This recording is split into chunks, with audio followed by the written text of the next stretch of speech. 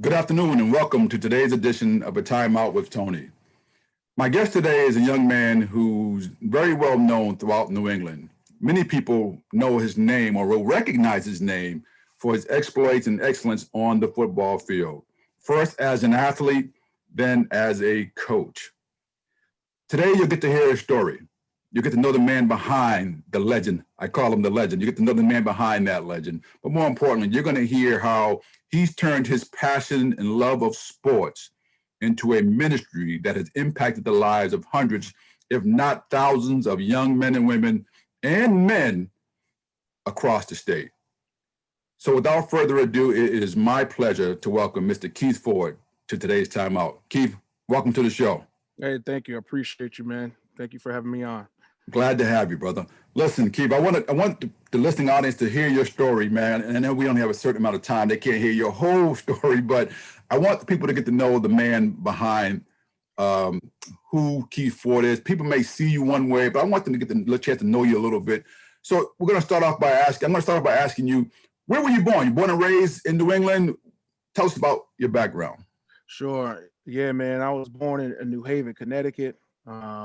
New Haven is something, a place that's real deep in my heart, man. It just, the people from New Haven, man, just hardworking folks, just trying to find ways to get through life, get it done. I will be remiss to say that my childhood wasn't without trials and tribulations at times, but who the New Haven and where I grew up helped shape me to be the man I am today, and has a significant influence on how I try to help young people moving forward.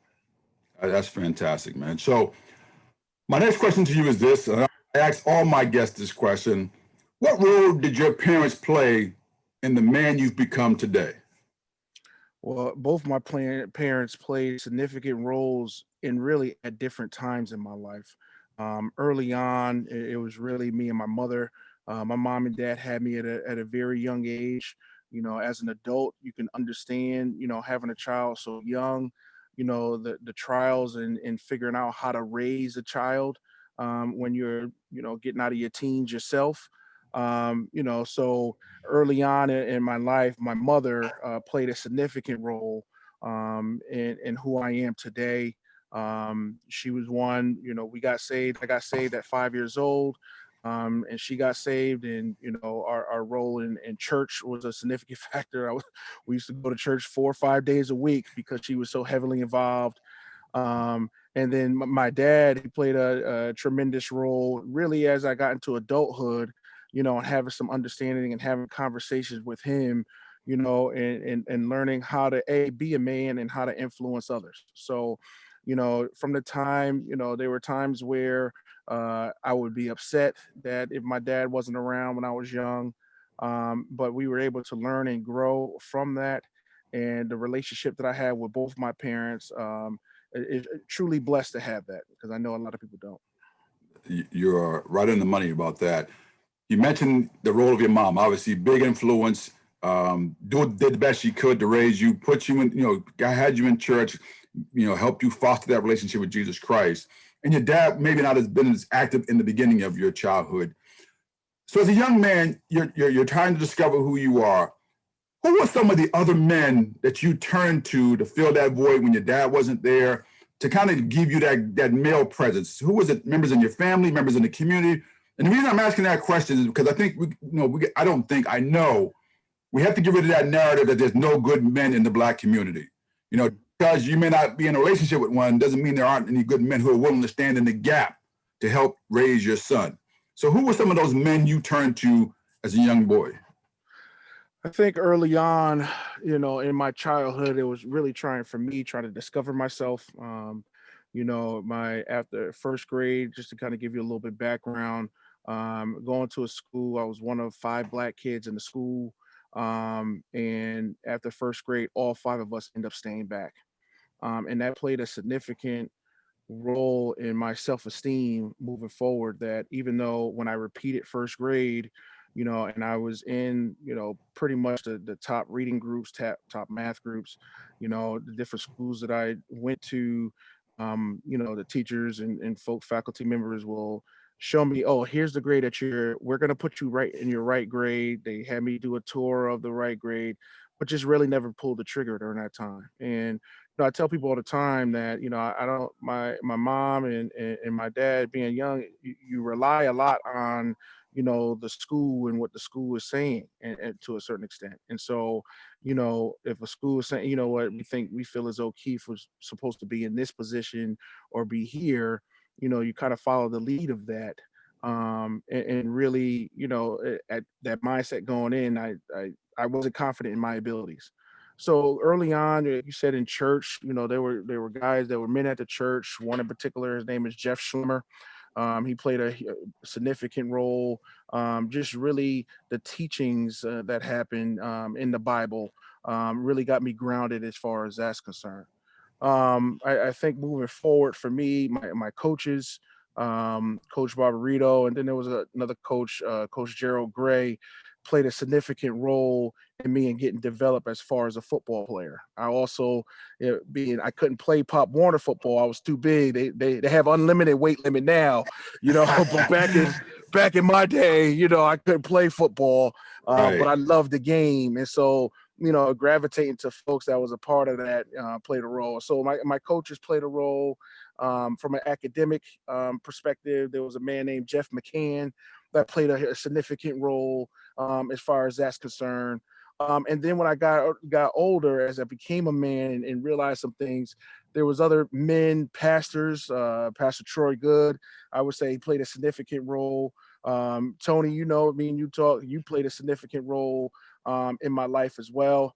I have a real good friend of mine, Montez, and I try to tell young people all the time, get some older men in your life, that could really help guide and direct you and show you some ways how to do things. I was fortunate enough to have that, because as we get into some more of my story, there was a time I had no sense of direction. Didn't have an idea where I'm gonna do next or what I'm gonna do, but I knew I was a man, and so I had to figure it Right. out. You know what I'm saying? And so, like, once I let that pride go and open myself up to some older guys like yourself and others, I really was able to sit back and learn and listen and ask the necessary questions to really get me to a place I am today. So, there was definitely a lot of men that, played a role. And, I'm sure there's a few that, I'm not thinking of at right now because there were so many. The main thing was I had to make a decision when the door was open for a man to be in my life to say, okay, I'm going to trust this person and be vulnerable. I think there's a lot of ways that, folks have men that really sit there and try to give advice when needed, try to, get involved. And, a lot of times young men, they don't want that, and Right. they're like, I'm all set. I got it. You Right. know what I mean? Like, you don't know nothing. And Right. you miss out on an opportunity for having someone to really be an influence on your life and moving forward. So, thankfully, yeah, I was at the headspace enough to see when somebody was trying to help me to really take heed to that. And again, I'm blessed to be in the position I am today.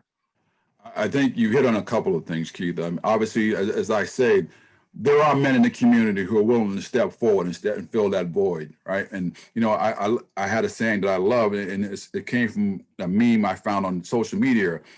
It's I'm not the stepdad, I'm the dad that stepped up.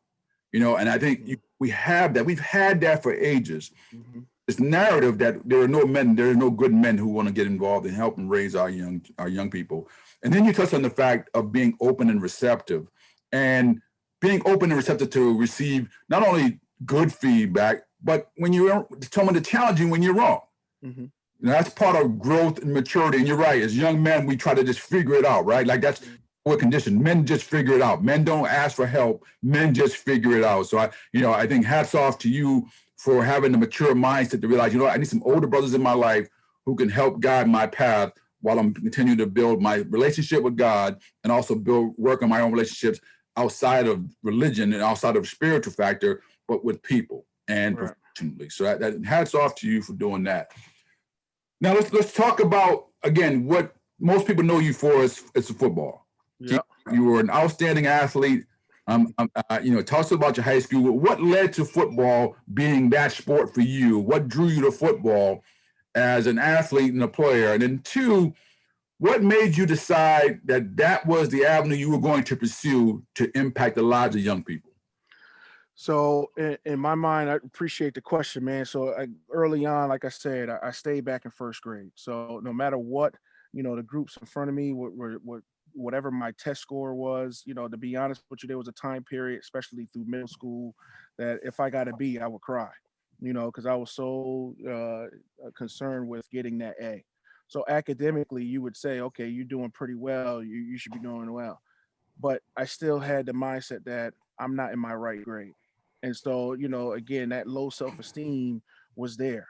And I couldn't figure out like what was it going to take for me? What was the thing that would get me to where I wanted to be? And growing up, I had two things in mind. I always wanted to travel and I wanted to wear a shirt and tie. Like that's all I knew. You know what I mean? Like those are the two things.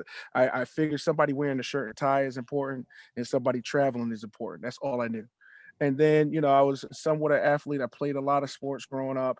And football for me was the one that the lessons that I learned through it, as far as like the hard work, dedication, playing offensive line. It was the five of us on the line, so it took some teamwork. I couldn't depend on myself to at all. I needed others around me. The camaraderie with the football players overall. I just really enjoyed the process.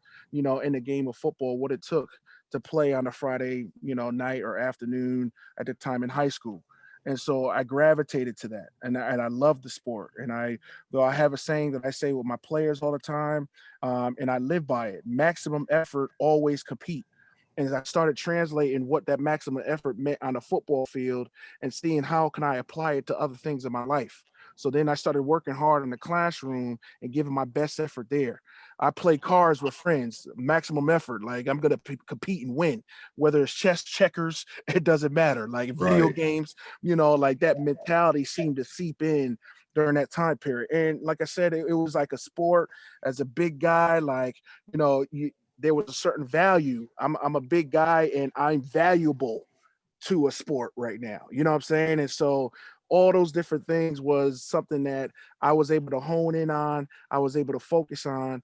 And even when I went into high school and I went the stages of, not doing what I need to do in the classroom, my mindset was, okay, in order to play football, I needed to be eligible. Right. And so I did everything I needed to do in high school and in college to be eligible. And there were time periods where high school I was starting to be your typical teenager, kind of being rebellious, to a certain extent. And so I missed out on certain scholarships because I was skipping class. And so once my academic advisor and coaches let me know, like, hey, you're losing out on something because you're missing class and something that you love to do, that got me refocused again. Right. And so I was able to go to the University of Maine. And when I went out to Maine, it was like football wise, I was starting to get in the groove of things playing as a true freshman. But for me, culturally, I wasn't quite there yet. And so I rebelled there too. And I was asked told to leave. you know, It's a nice way to put it, yeah, right? put it like, yeah, yeah, yeah. So I didn't make it through my first year there. I was kicked out of school. And so I'm back at a place, I'm back home. I don't know what I'm gonna do. And for in a lot of ways, it was a failure because I was one of the very few that came out of high school playing Division I football, and so it was a letdown for folks in the community. Like everybody knew that I'm back home and everything like that. And so I was I want to cut you off, but did you feel that pressure like you were carrying the weight of the community when you were at Maine, University of Maine? Did you feel it? Yes and no. I would say in some ways I felt as though that I wanted to represent New Haven in a certain way, like, because I know what it's like in New Haven. And in a lot of ways, it's just like there's a folks, if they given the right supports, the right opportunities, it could be special. But in a lot of ways, we weren't given that. And so, when the few were able to somehow get out primarily through scholarship, through sports or whatever, there was just, things that happened. There was many of us that didn't last a year, didn't last a long time because the culture was so different in the environment, the institutions that we were going to. And Right. so, like again, lack of direction, lack of focus, all really good guys, good people just misguided. So I felt that. But more when I came home, it was like again the disappointment, the shame that I felt. But football led me, like I wanted to still play football, so I was determined. So taking out loans and everything else, I go to University of New Haven, right? I had to sit out a whole year. All I could do was practice. I was working 2 or 3 jobs, going to class, and I was practicing. That's what I was doing. I was finally able to, so I had to sit out a whole year. I finally get to play. I trained. I'm in the best shape. I'm in my life. I'm ready to play. We go down to Bloomsburg, Pennsylvania. My dad was driving one of the bus companies. He ended up being, our driver for a team bus to down to Pennsylvania. Wow. Like Wow. this is like, this is my moment. This is it. We're back. The stage is It- set. it's there. 10 plays. 10 plays. A guy fell on my ankle. I dislocated my ankle and fractured my fibula. My season is over right from that point on. Wow. And so, from there, I remember I was crying the whole way home. I couldn't believe it. Like the hurdles just to even get to that point and to be taken away in that instant, it was very tough. But one thing, again, that maximum effort, that drive, I didn't miss a meeting. I didn't miss a practice. I was the only kid that was injured, and we traveled. We traveled to California, Tennessee to play. We were independent Division II program. I was the only one traveling with the team as injured, and that's unheard of. They're not going to, let an injured Right. person travel. But like I was so locked in, that I was able to travel with the team. And so waited a whole year getting better and everything else. Then they dropped the football program. Like, no more football. Right. So it's like The plot just gets better, right? it's like, oh my, and like, so now we're stuck. We don't know what we're gonna do. Thankfully, like I said, being a decent athlete, I get a full scholarship to Northeastern. And I finished my 2 years there and playing. But over like football and for its season, for its time, that was the motivation. I was determined to do that. I didn't let anything get in my way of doing that.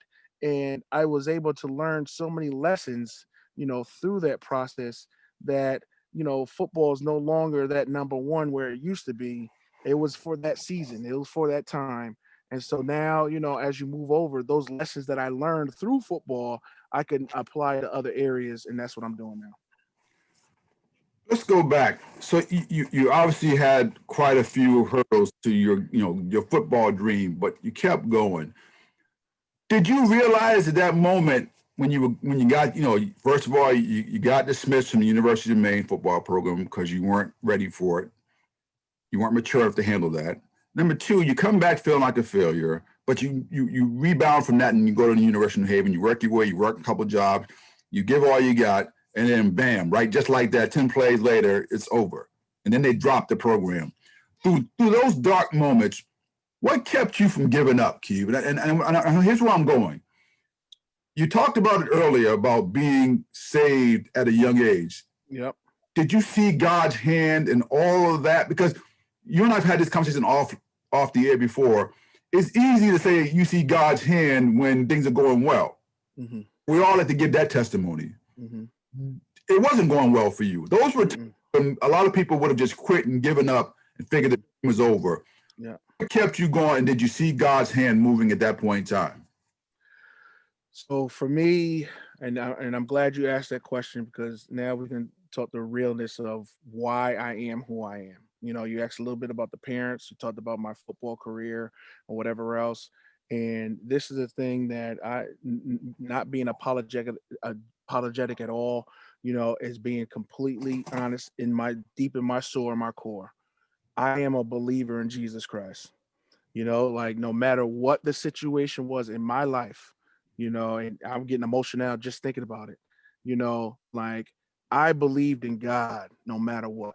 I didn't know what the situation was going to be like. And there were times where I thought, okay, this is just my life. This is my cross to bear, but I'm going to live my life as a believer in Christ. So if it just wasn't meant to be for football, if it wasn't meant for to be in college or whatever I'm doing it for God's glory and for my good. That's the thing that I held on to all the way through this process. And so when folks ask what was it, what's the formula, what's the key, what's this, that, and the other, for me is my faith. At the end of the day, my faith in Christ never wavered. That part never wavered. I never thought, well, God isn't real. Never. I got saved at 5 years old at a time period where things were happening in my life as a 5-year-old that should not have happened. But it was part of the deal, it's part of the process. I'm a believer in Christ. There were times where, I was go out, hang with friends, doing things, whatever. And then on Sunday, I will go to church. I will be going to church smelling like what I did the night before, right? Right. In the church, Right. but I had to be in the presence of the Holy Spirit. And I had to be in the presence of God. I sang. I used to sing in the choir from a young age all the way through adulthood. So I would sing, and literally it wasn't entertainment. It was worshiping God. That was my moment that I need to worship him, in all that I do. You know what I'm saying? And so along my journey, along the things that happened, it's like, how did you overcome it? It was by the glory of God, the grace of God, like he's the one that gave me the strength to get through all this. I would not have been able to be where I'm at right now without my faith in Christ, without Christ being there for me. And so, if anyone, again, folks have their own way of getting to God, and I respect it. I know right. for me, in my walk with Christ, this is what I did, and this allowed me to be the person I am today. I think that is so important. And I hope our listening audience is really capturing the essence of what you just said, because we've seen the stories. We hear about the horror stories of young men who have an opportunity to, whether it's go on to college and play a sport or just go to school, period. And they come back and they feel that burden of being a failure because they didn't last. Maybe they weren't prepared. They weren't, maybe it was a culture shock, whatever. They just mature enough, but they come back and they're in a place where they're just in a bad moment for themselves, and they don't have that anchor that you had to continue to keep going on, and they just drifting through and hope whatever comes through, something will happen for them.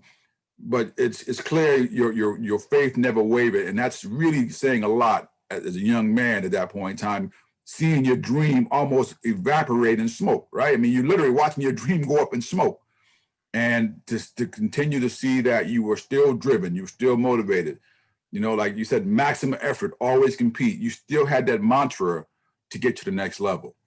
That is an amazing testimony. Now talk about you've taken that's your testimony. Why did you decide to turn that into a ministry and become a football coach, and to instill and extol those same values to the students who played for you? At the end of the day, and I was going to chime into the last thing, but I think it would tie in a lot. You know, my faith was sufficient for me all the way through, but that did not stop me from, having low self-esteem, feeling like, a failure. I did feel like a failure. I was shameful. I did feel, guilty, and felt like I was less than and not good enough. All those different things. That's within me personally. You know, God, my belief in God was strong, and I would take that away, but my belief in me was not. You know what I'm saying? I didn't believe in me. I didn't think I was good enough. You know what I'm saying? And I hoped and prayed that God will just do enough, just give me enough to get a shot. But like in my own carnal mind, I wouldn't be able to do it. And so when you look at the kids that I coach, really, I coach from the heart. I think one of the things that's important in coaching yeah, getting the knowledge of the game and being strategic and everything like that, that's a huge part. So I did my homework. I went to coaching clinics. I sat down with other coaches, and really picked their brain as far as how do you dissect the defense. I'm an offensive guy. I coach a little bit defense too, but more on offense. But so I did those things. How to strategically, how do you attack a defense? So I did those things, necessary as a coach. But then the most important piece is I'm all about building relationships, getting to know my players, right? Having a, knowing their families. We usually do like a community event, before the season gets started because I want to know as many as I players I can. Like not all, it didn't happen for everyone, but that was my goal coming in. And I really wanted to show them, hey, here is a way of how to get things done. Here's the way, here's a path, here's a guide to kind of get there. Because you see it, especially in the urban communities to a certain extent, either you have one kid that's, super talented, and in some ways they may not stay in that urban, they might go to a private school or whatever else, they leave the community, because they're talented like that, you know or you have some talented kids that stay, but they may not have the grades, or Right. their living situation, their living environment isn't conducive for them giving their all into practice or in games and everything like that. So there's, as a coach, there's headaches with that when you're dealing with, not only the player, but all the other things that kind of come along with that. So what I try to do with my players is just have a roadmap from my very first meeting. I presented to them what was my goal as a coach in their lives. I wanted to eh, produce guys that get full scholarships. I wanted guys to take higher level courses and be part of the National Honor Society, and really see themselves as really scholars, right? And really take it that way. And it's student athlete, the academic component. I wanted them to have some type of excitement about their academics as they did, in athletics. Um, and I wanted to get to know them and their families and take them. We traveled, we went to different camps. We were able to, utilize what some of the things that are happening in school. Like our school, we had like, summer reading, and being able to, okay, well, let's do a summer reading, but let's do something of interest that can grow, that we can grow and learn from. And so we were able to do one of Tony Dungy's books as part of our school read, which was great. And so the book Uncommon. So our guys were able to read that book and hopefully learn and have some structure in how to be an uncommon man and fulfill this assignment of doing some summer reading. So, it's just things like that I wanted to institute to our young men. I wanted to kind of be like a older mentor to them. That's something that years down the line, maybe there was a word or two that they would have thought of. Every year we had a theme, either whether it's win the moment, right? It's all about us. Right. Again, maximum effort, always compete. Like those things that, it's no longer about you as the individual, it's how can you get somebody else. And so, even with me, the I guess some would call it a success story to a certain extent of this kid from New Haven, Connecticut, and being where I'm at today, right? Some people will consider it a success, but it's not a success for me unless I could bring along other people with me, right? If, Right. if, if there's others that I can hopefully impact and that their lives are successful and that they're making an impact in other people's lives, that's when I would say, you know what, this has been a hell of a ride. But Right. until then, if it's just me, it's a lonely place. You know what I'm saying? And so, those are some of the factors that came into play. Yeah, I do know what you mean. It's not about you standing at the top of the mountain, pounding your chest, saying I'm the king of the world, right? It's about really helping others have the same opportunity that you've had, and hopefully take advantage of some of the things that you either did yourself or maybe opportunities that weren't presented to you, but you're exposing them so that they can see them for themselves. Right. You talked about some of the challenges you had, and I really want to go a little bit more into that because there's somebody listening to this broadcast right now, and maybe they're going to experience some of the same challenges, or maybe they are experiencing that, currently dealing with it right now, Keith. Some challenges of making bad decisions. You talk about you're hanging out the night before and going to church smelling like what you did say, right? What are some of the challenges, just one or two that you overcame? And what are some of the challenges, because you deal with men now a lot, you minister to men. What are some of the challenges you see that men are dealing with today? That's a great question. I think that, you know, we as men want to continue to be respected. We want to be appreciated, and we gravitate towards those things that you would feel appreciated with, whether it's good or not. You know what I'm saying? And so, it's whether it's, drugs, sex, money, whatever else, like those are the things that folks kind of gravitate towards, you know, and really hinder the process overall, you know. I think for me, I was seeking validation from other people, in a way that really became a stumbling block for me. I wanted folks to, I didn't see my own value, but I wanted other people to see my value, right? And Right. so I knew there was some value there, and I needed other people to tell me, like, "Yep, you're valuable," but I didn't see it Sure. for myself. And we can go into specific things that I dealt with, along my journey and along my way, and I had specific, ways to, I mean, it was almost like clockwork. My wife would point it out, like there was different seasons, so there was even times in the air, like, this is just a tough season. You could feel it, like it's coming, Right. and so until I got to the root of why, why I was doing that, what was I gaining from that, I kept falling into that trap, and again, it's really, for me, it came back to lack of self-esteem. It came back to, not feeling good enough, and would be upset, as a man, as an adult. I got married at 23 years old. I was expecting my wife to give me that happiness, right? My hopes, dreams, and desires that I had for her end up being expectations, right? It Right. end up being a weight, you know what I mean? Because these are the things that I want, you know what I'm saying? Right. And Right. so, I think, like, once I got to, who I am, I going to rely on for my happiness overall, and why aren't I happy with who I am? There was a lot of things I've had for years, being in a good position, and still felt, like I sucked.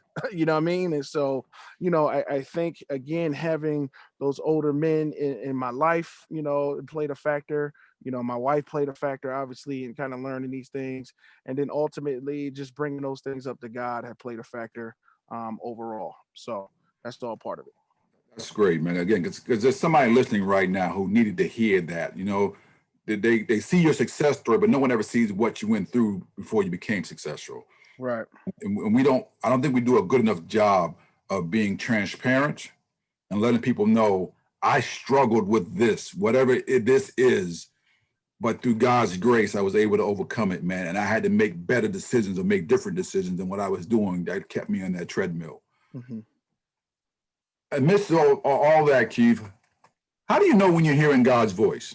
Because we got a lot of distractions that detract us as men and women. We hear a lot of things, a lot of people's voices, whether they're people we respect or people we don't respect. How do you know, Keith, when you're hearing God's voice and when He wants you to move? So a couple things I think that, I try to go through a process. Number one is figuring out, is this something that I've already felt in my spirit from the beginning? Right? Is this, if I feel like, God will want me to go in a certain direction, is this something that, okay, I, I felt it, like it's not a huge surprise, like God is not gonna tell me, I want you to go climb Mount Everest right now. Like that ain't from the Lord. I tell you right now. You know what I mean? Like, Right. no, I'm not doing that. You know what I'm saying? But there are certain things that, there's a tug, there's a thorn on the side, and there's in some ways you don't feel, I know for me, God might tell me to do something and I don't feel worthy enough to do it. You know what I mean? Like I don't feel like, nah, like, you know what I mean? Like, me, like all this stuff that I bring to the table, like you're not Right. talking about me, right? And so you go through that initial phase. Then, again, and it seemed to come up like just randomly, you having conversations with folks or whatever else, people that you trust, or a random stranger, would throw something in your ear, along the same lines of what God is already talking to you about. It's Mm, like, how would you know that? Like, you know what I mean? Like, hey, I see that in you. Like, I see it. And so you get some people like that start saying that again. So you get validation from others without you even talking to them, that they'll bring it up, or right.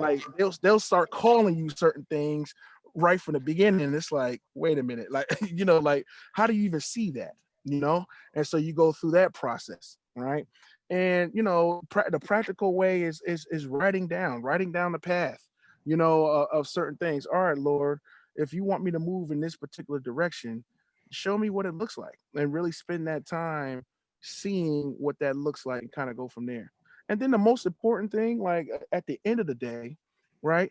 You're gonna have to do it, right? You know what I mean? Like, there's has to be a time period, again, like all the way along the journey that I talked about, and all the different things that happen.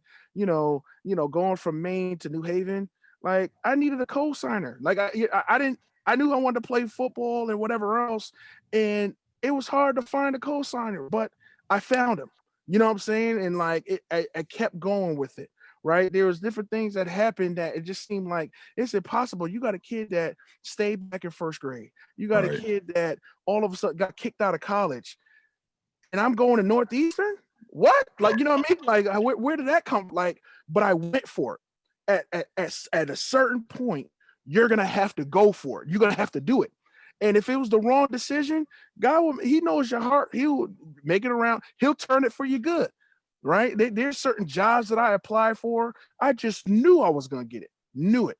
And felt like God told me to do things for a certain job. And then at the end of the day, I didn't get it, right? And yeah, I was upset about it. Like, I was upset, but the lessons that were learned through that process was so much greater, that and quite frankly, the job that I was looking for, that wasn't the one for me. I got something better than that. You know what I'm saying? So that all And that's plays. a key point, Key. We all go through disappointments. It's life. It's called life. But how do you keep persevering in what you're talking about, right? And moving and realizing that maybe if that door wasn't open, it wasn't meant for it to be open. And Right. the maturity. I mean, again, because it's human emotion. We're human beings. It's natural to be disappointed when you want that job you just mentioned. You think that's a job for you, and you think maybe God's opened that door for you, and then you realize you don't get it. To be disappointed is natural. Right. And for men, we have a hard problem with that because we don't like to show our disappointment, right? Because we feel vulnerable when we do that. But it's part of the process. Right. That's why everything you shared up to this point has been about your process. Right. Men get frustrated in the process, and we often give up and walk away. Right. He did not give up, and you went to the other side, and you're seeing the fruits and benefits of that. Yeah. I want to go to a topic that you and I have talked about before off the air, and this goes along with what we just talked about, and that is the topic of favor. Now, someone who doesn't know you will look back and see what you have, all your trappings, the big house, nice career, beautiful wife and children, and they'll say God's favor is all over this guy, right? Mm-hmm. How do you explain to people who see, and you've heard the session, I don't know if you heard the term, favor ain't fair. God's favor ain't fair, right? Yeah. Yeah. That means it's equal for everybody. Yeah. How do you explain to people who see God's favor on your life? Maybe they're a little envious. Maybe they do all the right things. They go to church each week, they pray, they tithe, they check all the boxes off, and they feel like God ain't giving me that same favor. How do you explain favor to someone like that? Well, I think the main thing is that, we talk about processes, right? You just mentioned it about the process, right? And so, if the gain at the end of the day was the material aspect, if that's what, someone is looking for at the end, is to get the materials, then, in some ways, like, yeah, we got to figure out a process to get to that point. But for me, with all the materials and everything like that, I still felt like there was something missing. I never came to the place where, I got there, right? So my journey that I had was, I'm still on that journey to get there, right? And so for folks that looking in, what is your journey? What is your process overall? What are you trying to aspire and get to? Right. And so you look at it from that path from there. Like you could compare your journey to my journey and need to ask me, okay, what's my journey? Right? What's your end goal? Because my where I'm at right now, or when you look at the house, when I first bought the house or whatever else, this, that, and the other, it's nice. I feel blessed to have it, but I felt like I was hundreds of miles away to where I thought I needed to be at this particular point. You know what I'm saying? Somebody else might be closer to where they actually want to be, but Right. because they're looking at what I have there that time, they may feel like they farther away, but they're actually closer in their own journey.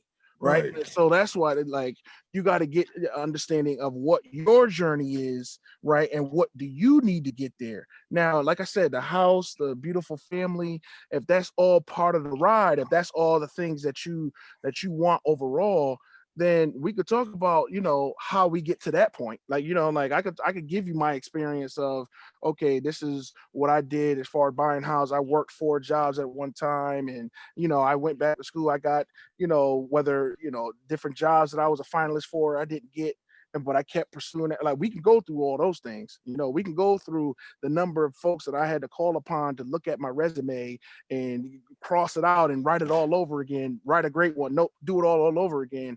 And the man hours that I put in to get to this point, we could talk about man hours there. But then Right. when we talk about, okay, overall to a place where I could sit down and feel relaxed and feel at peace, I'm not there yet. You know what I mean? I'm not at a place where I look at this, I did it. No, there's so much stuff that God is downloading in me to do, and I'm fighting through. Am I worthy enough to do it? You know what I'm saying? Like, and so it keeps my journeys in a different way. So I would encourage all those that are listening, like, really have an understanding of your journey, and there might be different way people along the way that can help you out on your journey, but you may be closer to ultimately where God wants you to be than you think, but you're looking at the wrong thing to determine whether you're getting there or not. So That's a great piece of great advice, Keith. And actually going to ask you at the closing of the show to share some more of that advice for someone who may be listening right now, who may be in that valley. One of the characteristics that I admire about you, Keith, is that, for most people, when they see you, you're a physically imposing figure. They would just say, wow, that's a physically imposing figure because of your size and your height and all that. But the one thing that I've always admired about you is that you're not afraid to wear your emotions on your sleeve. You don't struggle with feeling emasculated if someone sees you crying or in tears because you're so passionate about a topic or a subject or whatever it is. How did you get to that place in life, man? Because as men, the goal is we put on this mask that we can handle everything. We're not going to show our emotions because we don't want to be, vulnerable. We're going to, be tough guys. How did you get to that point, man, where you were comfortable in showing people passion, even if it meant they saw you weeping tears of sadness or tears of joy without feeling emasculated? right. I don't think I've ever feel comfortable. I mean, a lot of it is, I would say, spending time with my mother. My mother's kind of the same way. She has emotions on her sleeve. You know exactly how she feels in the particular moment. I think one of the things for me, I wanted folks to know, you know, that I'm being honest, that like I'm being genuine, and it's coming from the heart. Like I wanted to, like, in some ways I try to hide certain things because I had low self-esteem. And then other ways I wanted to be sure, like, let folks know, like I really want this. Like I really want you to understand this. I want you to get it. And then from that feeling, like emotions just it would just spill out, because and I call it a gift and a curse because at certain times it's like, my emotions can get in the best of way. And I had to learn over the years how not to react in a certain way based on my emotion. You know what I'm saying?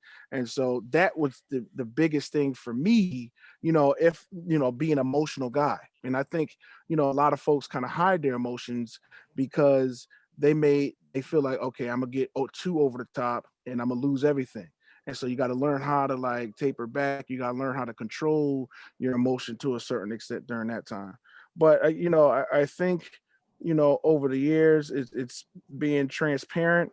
One thing I would say is just not like if if I'm right or wrong or whatever the situation is, I got to do it. I wanted to do things 100%.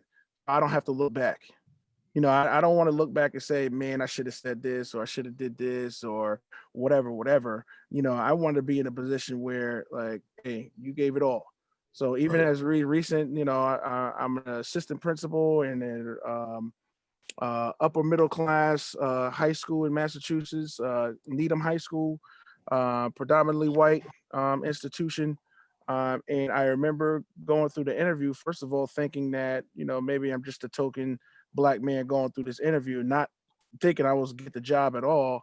But literally, when you sit down and tell me a little bit about yourself, exactly then what I told on this call, that's exactly what I told them. Right. They knew right away, like my shortcomings, some of the failures that took place, and I felt like, hey, I'm gonna be transparent because I didn't want later on somebody looking Google or whatever and like, oh man, I found that like you got kicked out of Right. school when you were like, Right. you know what I mean? Like we Right. put all that on the table from the beginning. And I put the decision in their hands whether they wanted to move forward with me or not, but I'm going to give you myself. And so, at times, like, giving people myself, my all has burnt me in a lot of ways. And I think that's the part that hurts the most is that when I try to give my genuineness to others, sometimes people take advantage of that, and it hurts. But then for others, like it's a huge impact on their lives and on their growth because they were able to connect with somebody that gave them everything, they were genuine. They were, like I was genuine during that time. So, I think that, being able to, it has its pluses and minuses with that, but the pluses far outweigh the minuses when it comes to being genuine and vulnerable and transparent. That is, again, in a nutshell, folks. I hope you see why I wanted to interview Keith, so you can get to know the man's story behind him. And I think Keith, that humility that you have is what has endeared you to many people across different races and social economic status, because you are willing to be transparent and honest and put things on the table that maybe others are uncomfortable talking about. But as you just said, hey, I'm going to show you who I am. Now it's your choice of whether or not you want to work with me. But here's Right. who I'm bringing to the table. Right. I want to wrap up, Keith, by asking you to share some more words of wisdom and comfort or encouragement. Again, as I've been saying throughout the show, my show has reached an audience all across the country, all across the world now. Somebody's listening to this right now. There's a man or a woman listening to this right now. They're in the valley of decision. They are facing personal struggle, whether it be work, COVID, finances, family. Share an encouraging word with them to help them see that with God, all things are possible if they just hold on. Sure. And I appreciate first of all, I appreciate the time. You and I, this is even more than just, these are the conversations you and I have when we walk the track, at Randolph High School. So this is nothing, it's a different platform and having a conversation, but this is what we normally do. And again, for you and I seeing what God is doing, and you, Tony, with this podcast, and for those that are listening out there, they're listening for a reason, and it's the impact that you have, on others. So bless you, man, and again, I'm truly honored to be a part of this, part of your walk and your journey, man. You've been in my life for several years now, man, and I appreciate and the love and respect that you have for me, and the wisdom you imparted in my life. So thank you for that. When it gets down to, at the end of the day, when the piece of advice that I would give for all those out there is, first start out in a position of crying out to God, right? Like there were plenty of times where I can give a chapter and verse to try to be specific that pertained to a specific situation that I was in, yeah, and try to pray on that. And then there was other times where I would just sit there and just cry and not have anything to like I couldn't even have the words to say. All I knew, I was in this valley. I was a place of, like either confusion or just not knowing the direction of where we're going and kind of go from there. And then God ultimately, if you believe that He's going to answer prayers in His timing, His answers have taken so many different shapes and sizes and people, right? Like different types of people, like you mentioned from a cultural perspective or whatever else, you know, like I've had conversations where folks that are white, black, Muslim, Jewish, whatever, like like young, old, women, men, like there were pieces of advice that seemed to come my way or opportunities that seemed to come my way that go outside the conventional way of a prayer being answered. And I I kind of looked at it as, is it encouraging, comforting, and strengthening? Those things that while I'm trying to figure out what I need to do and somebody says something to me, whether in the grocery store or whatever. I remember, for an example, there was a time where I just got my master's degree, and in society say you get your master's degree, that puts you in a great position. You're gonna hopefully be financially stable and everything like that. My wife just, we had our first daughter at the time, so she was barely one, and I'm looking for a job, and I remember crying while I'm filling out an application at Target. Like, I can't believe through all this, like the stuff that I thought I already overcome. I graduated from high school, from college now, and I got my master's degree, right? Like I did it. I thought I accomplished it. And then all of a sudden I'm at Target filling out an application to be a customer service rep at Target. Nothing against Target, but for somebody get Right. a master's degree, that was a tough sledding for me. You know what I'm Right. saying? And so you cried about, where you want to be, trying to figure out like how do you answer prayer and everything else, and asking God to like, deliver you, show me a way, oh God. Like this is, you know my heart, Lord, crying out to God, crying out to God.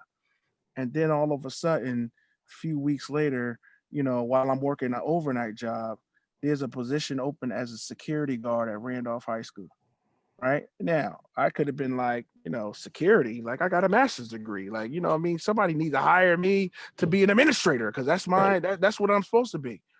But I took the security job. And from there, there were opportunities where meetings would happen. I wasn't even invited in the meeting. I end up being in the meeting, sitting in the back. And then little by little, like things started inching up. I started inching up to the table. Then it became my meeting. Then it was like, oh, before you leave, we got to get a new position. So new positions started coming up, and so I became a dean of students, and from that, now I'm an assistant principal at Needham High School, a kid from New Haven, Connecticut. So it's like when you're in the midst of trying to figure out what your next move and you're crying out to God and things doesn't seem right for you in this particular moment, it's being thankful.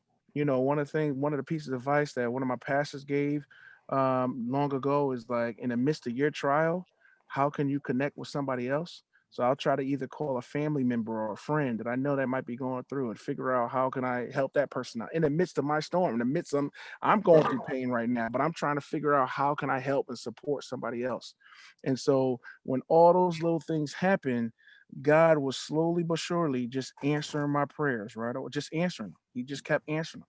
You know what I'm saying? And, I was able to recognize it and just take little by little to the journey, appreciate the journey, right? Because at the end of the day, if the Bible says that he'll never leave you nor forsake you, and that you are truly his child at the end of the day, then just like my three kids, I want the very best for my three kids. How much greater does he want the very best for me? Right? And so if you just can hold on, what I mean? Like, and just continue to be faithful, continue to be committed to God's word, and just know that God has you. Believe in that God has you, no matter what the situation is, he got you. right? He may need time to set things up. You know what I mean? A certain way, there might be some lessons that you need to learn. So when you get to where you need to go, you can off and running and be going from there. But it just really hold on. And that he's gonna answer the prayer the way he's gonna answer it. It's not gonna be the way you want it to be answered. And so just kind of have that understanding, as you move forward. Well, Keith, well said, man. Nothing else needs to be said after that. I hope somebody who's listening to what you just shared really grasps that concept, and they will continue to hold on in spite of what they may be facing and challenges right now. You know, to my listening audience, a good man, I talk about this all the time, a good man is not perfect. He makes mistakes, he makes bad decisions, yet he will accept full responsibility for the choices he makes. He's a man that loves unconditionally. He's a man of good character. He's a problem solver, and he's a man who's committed to his faith, his family, and the community. And I certainly would say that Keith Ford exemplifies all those characteristics of what a good man is. If you are being encouraged by this podcast, you can leave feedback on the platform that you're listening to or viewing today's show. Or you can contact me at timeout@tonyrprice.com. Once again, that email address is timeout@tonyrprice.com. You can also find me on the various social media platforms. So until our next time out, be safe, give thanks, and look for opportunities to encourage others. As you just heard Keith Ford said that, look for opportunities to encourage others and to serve others. Now, get back in the game. God bless.